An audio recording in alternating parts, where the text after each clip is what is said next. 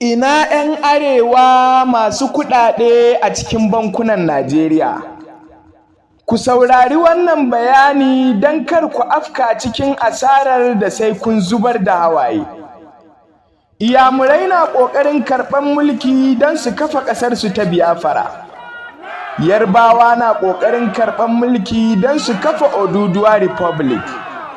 Dukkansu jira suke nasu ya karɓi mulki su ɓalle daga Najeriya. Ko kun san babban abin tashin hankalin?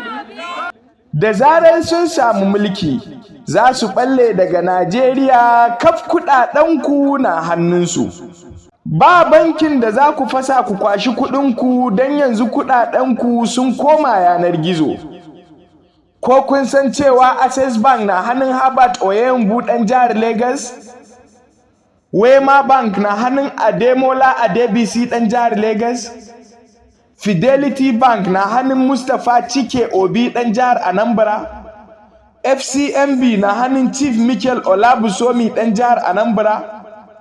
Zenith Bank na hannun Jim Ovia ɗan jihar Delta? Eco Bank na hannun John Abo ɗan jihar Delta?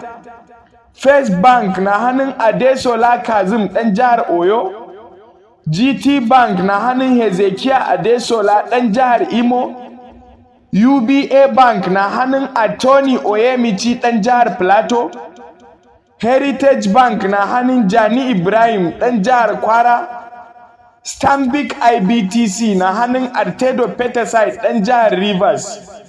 Titan Trust Bank na hannun Adezi Unasi 'yar jihar Enugu? Union Bank na hannun Mudassir Amri ba ɗan Najeriya ba ne.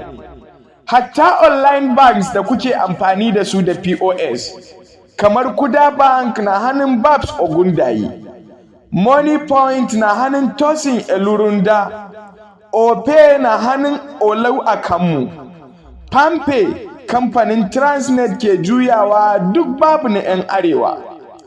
'Yan kasuwa ku yi hattara, sarakuna ku yi hattara, gwamnoni ku yi hattara, 'yan siyasar mu ku yi hattara, malamai ku yi hattara, talakawa mu yi hattara.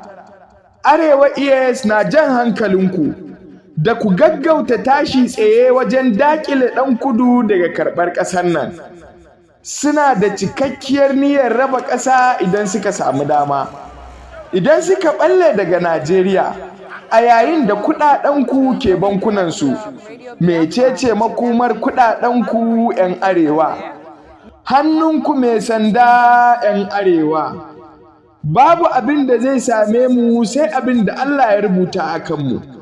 Shi ne majibincin al'amuranmu kuma gare shi madogarar muminai take.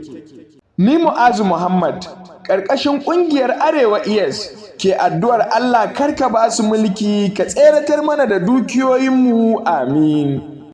Arewa ES, kunnuwan Arewa don 'yan Arewa su farka daga bacci.